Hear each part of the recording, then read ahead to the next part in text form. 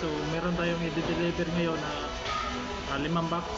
So ito po ang nag-order ko nito na itong vitamins na ito is from Japan.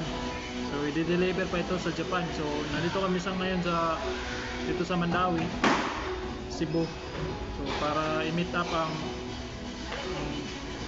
asawa ng nag-order nito na siya po ang magpadala sa Japan. So ganito po siya ka-the best yung vitamins natin kasi kahit sa Pilipinas ang vitamin C pwede natin mapadala sa ibang bansa. So katulad ng Japan.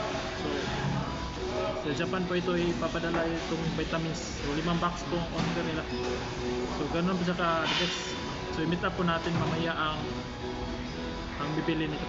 So, yun po.